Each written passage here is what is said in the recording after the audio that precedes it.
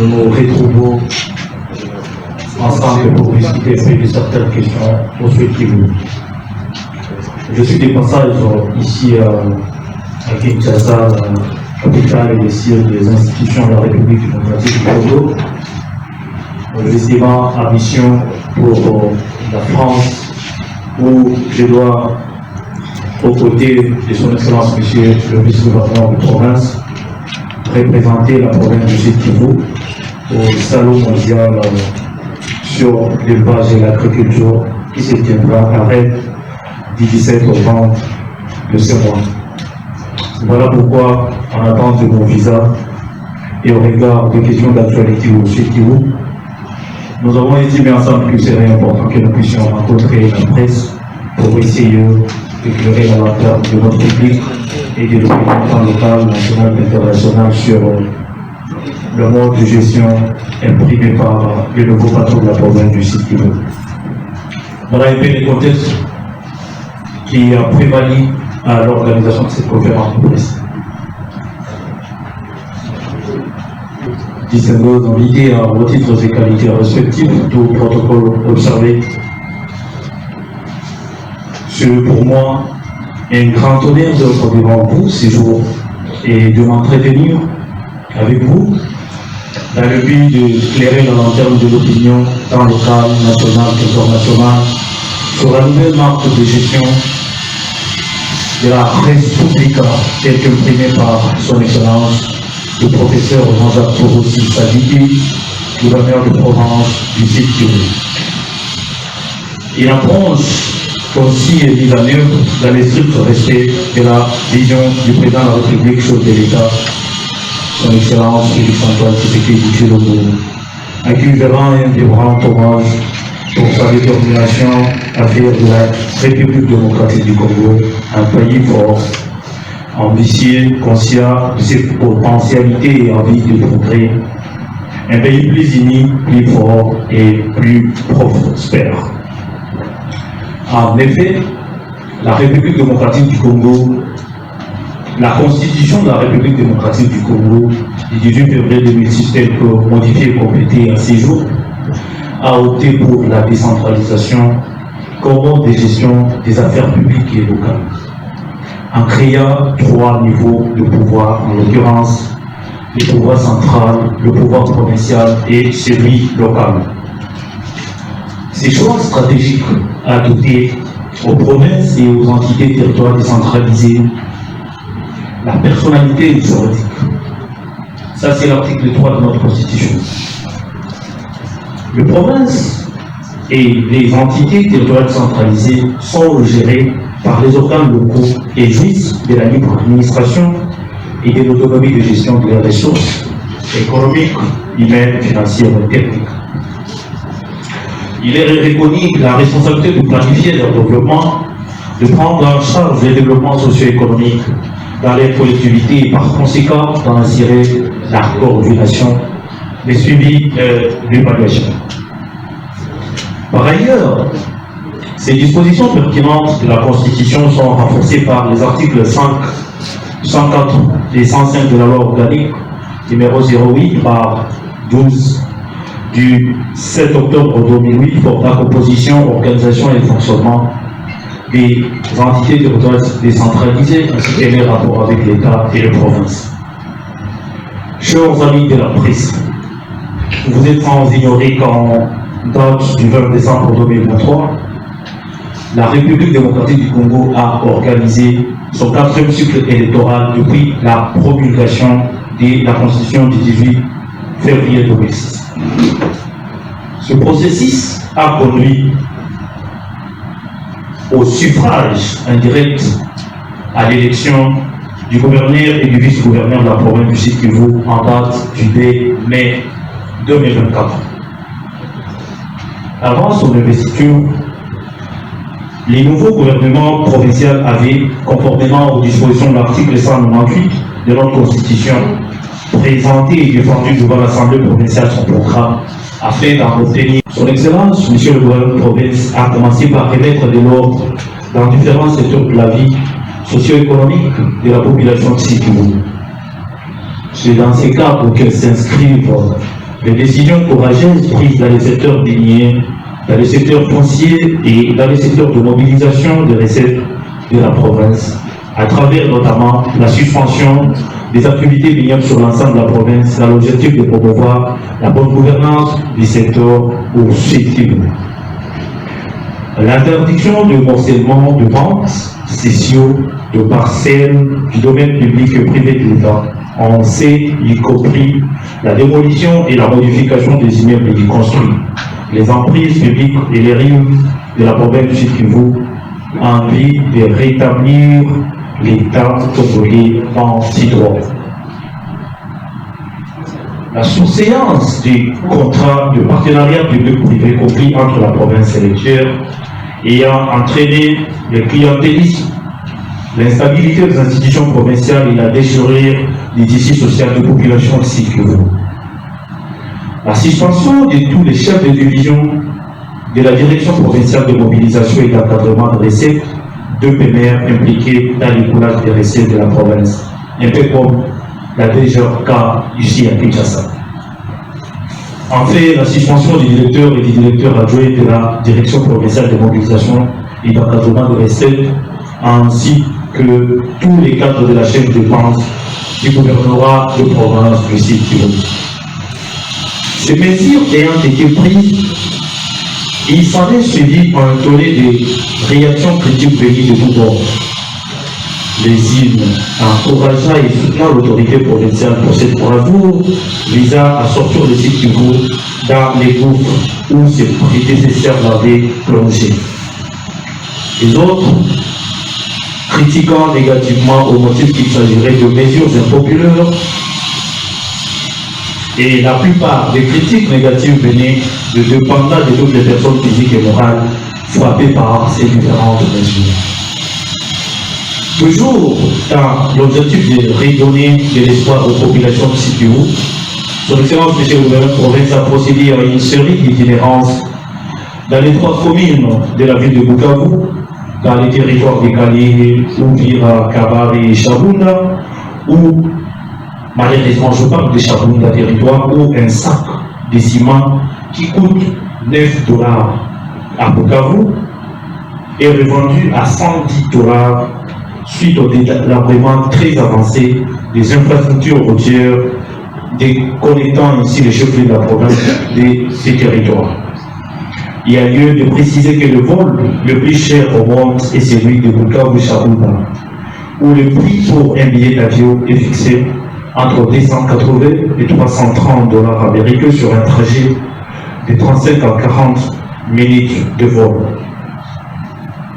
Connaissant les priorités de la population de Sud-Kivu, son Excellence, M. le gouverneur de province, s'est aussitôt son gouvernement investi, impliqué dans le suivi des projets en cours dans sa juridiction. C'est dans ces cadres qu'ont repris les travaux de la route Bukavu-Kamanyola, financée depuis 2015 par le gouvernement de la République, mais qui avait connu un grand retard dans l'exécution de travaux. Pour preuve, en 7 ans, seulement 7 km ont été réalisés, soit 1 km par an. Ayant constaté cette légèreté de la société Sino-Hydro, l'autorité provinciale a donné des instructions fermes menaçant même de résilier les contrats. Ce qui a contraint cette société de travailler jour et nuit, et le résultat actuellement est encourageant. Car 2 mois seulement après la prise de pouvoir par le gouverneur Jean-Jacques Bourossi, cette route est déjà asphaltée jusqu'à 24 km, soit 17 km en seulement 2 mois. Dans le même ordre d'idée, les travaux jadis arrêtés depuis fin 2022 sur la route Place Moulaba à Mani et marché Moubaki-Mouti à Momba ont finalement repris. Et le résultat actuel est que cette route est entièrement asphaltée, fruit du strict suivi de l'autorité provinciale. Pour en venir au feuilleton suspension des activités minières, il faut noter que plus de 500 entreprises et coopératives minières opèrent au Sud-Kivu. La plupart à capitaux chinois, ne respectant aucune procédures légales telles que prévues par le code minier et ses mesures d'application, notamment le règlement minier. C'est pourquoi le gouverneur de province a, dans le but de remettre de l'ordre dans ces secteurs, posé un certain nombre de conditions pour qu'une société ou entreprise minière puisse désormais opérer au Sud Kivu. Voulant se conformer à ces exigences de l'autorité provinciale, certaines entreprises ont non seulement commencé à payer les droits et taxes dus à l'État, mais également commencé à ouvrir certains axes routiers à l'intérieur de la province, notamment à Fizi, à Mwenga et à Chabouda. Dans le domaine de l'assainissement, Son Excellence, Monsieur le gouverneur de province, est à pied d'œuvre avec une société devant collecter et transformer les déchets ménagers en pavés pour la reconstruction de la voirie urbaine d'une part, et d'autre part, en engrais organique pour la relance du secteur agricole. L'objectif étant de réduire la dépendance alimentaire de la province aux produits de première nécessité d'origine étrangère, étant donné que le site Kivu est une province à vocation agricole au regard de ces milieux de terres arables disponibles dans chaque territoire. Déterminé à faire du Sud Kivu une province totalement indépendante du point de vue de l'importation des produits de première nécessité, Son Excellence, Monsieur le gouverneur de province, a lancé,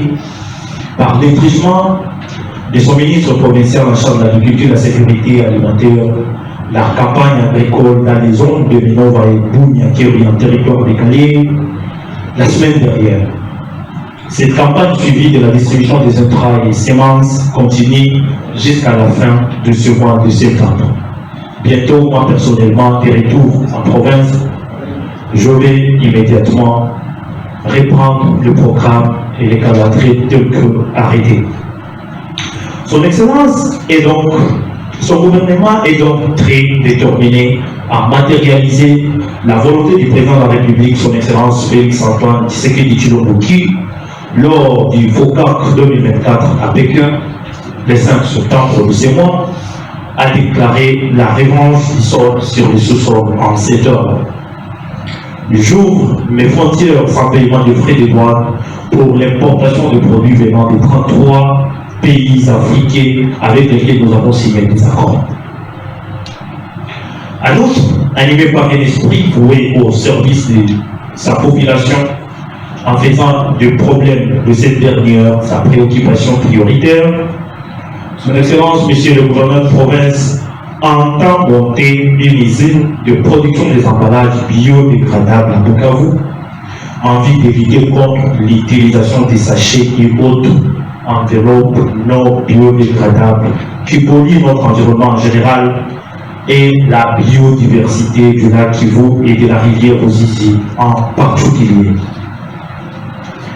En matière de lutte contre la sécurité dans la ville de Bukavu et les 3 communes aussitôt installées, Son Excellence, Monsieur le gouverneur de province, a lancé le projet d'installation de 3000 lampadaires pour répondre à une seule urgence constatée lors de ces missions d'itinérance. Ce même projet sera exécuté avec un long complémentaire de 3000 lampadaires dans les 3 autres villes d'Ouvira, Paracay et Kabituga. Je vais ajouter en disant que depuis les 2 derniers mois, Son Excellence, Monsieur le gouverneur, a réussi à supprimer toutes les barrières qui se trouvaient à l'intérieur de la province, justement pour permettre aux populations du Sud Kivu de circuler librement avec assurance d'être protégées par les éléments de la police nationale. Il faut noter que pour garantir les bonnes conditions de détention prévues, Son Excellence, Monsieur le gouverneur de province, a supprimé tous les frais d'admis payés par le visiteur de prisonniers et a procédé par l'installation des caméras de surveillance réduisant ainsi les cas de torture, des traitements inhumains et dégradables de prisonniers dans les différents établissements pénitentiaires au Sud Kivu. Dans les mêmes ordres d'idées, une commission est à pied d'œuvre également pour identifier tous les cas de détenus pour le fait bénin, afin de collaborer avec les différents parquets de sa juridiction au fin d'obtenir la main levée de leurs intentions et par conséquent désengorger les prisons du Sud Kivu. Au chapitre de la lutte contre l'obésité, des magistrats impliqués dans les trafics illicites de minerais ont été arrêtés et transférés ici à Kinshasa pour avoir tenté de détourner des kilos d'or durant cette période de suspension de ces activités au Sud Kivu. À d'autres, pour assainir le climat des affaires, Son Excellence, Monsieur le Gouverneur de province, a signé un contrat de collaboration avec le club de pétroliers pour leur permettre d'apporter leur contribution à la reconstruction de la province. Démarche jamais bloquée par les anciens dirigeants de la province. Le club des pétroliers ayant constaté la bonne volonté de la nouvelle autorité provinciale n'a pas hésité d'apporter sa contribution au développement de la province du Sud Kivu, car un compromis a été trouvé entre les deux parties pour prélever 60 francs par litre de carburant vendu au Sud Kivu. Dans les secteurs de finance au Sud Kivu, avant l'arrivée du gouverneur Jean-Jacques Potossi Sadiki, la province pouvait mobiliser jusqu'à 600 000 $ le mois, alors que l'enveloppe salariale était estimée à plus de 861 000 $. Ce qui contraignait la province à faire recours aux emprunts bancaires ou privés pour payer les salaires des agents. Mais depuis l'avènement du gouverneur Jean-Jacques Potossi à la tête de la province du Sud Kivu, les recettes ont considérablement augmenté, passant de 600 000 vers 1 200 000 pour le mois de juillet et de 1 200 000 vers 1 500 000 pour le mois d'août 2024.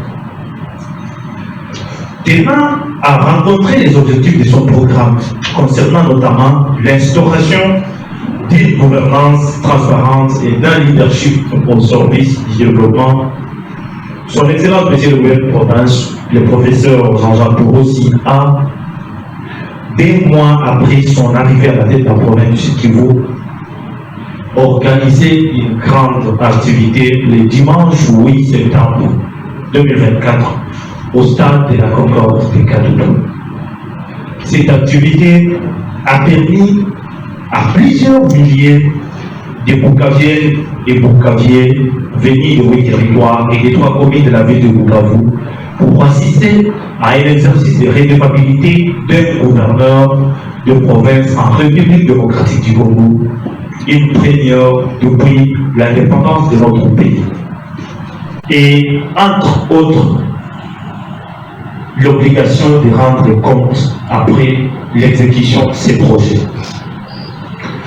L'opinion publique, tant locale, nationale qu'internationale, retiendra qu'un gouverneur de province en RDC, sans aucune contrainte, s'est décidé de faire face à ses administrés pour les écouter, réfléchir ensemble sur les solutions durables devant booster le développement de la province du Sud Kivu. Ceci témoigne également de la bonne volonté manifeste de l'autorité provinciale d'asseoir une bonne collaboration avec l'Assemblée provinciale pour la stabilité des institutions, la solidarité et la cohésion entre le membre de son gouvernement, sa proximité avec son vice-gouverneur, sa détermination à promouvoir l'unité, la paix et la cohésion sociale entre les filles et fils du Sud Kivu. C'est aussi une manifestation de la bonne collaboration visible avec le membre du Conseil provincial de sécurité. C'est aussi la preuve de son engagement à coopérer et rester respectueux vis-à-vis de ses engagements avec les sociétaires de l'Union sacrée de la nation, membres du gouvernement provincial. Cela illustre aussi la simplicité et la proximité de l'actuelle autorité provinciale avec ses administrés. La répartition équitable de postes de responsabilité entre nos familles politiques en tenant surtout compte de la méritocratie. La géopolitique au sein de son gouvernement provincial et la représentation de toutes les couches sociales de la population du site Kivu, notamment les personnes vivant avec handicap, des morts, tel qu'il a déclaré le 8 septembre 2024.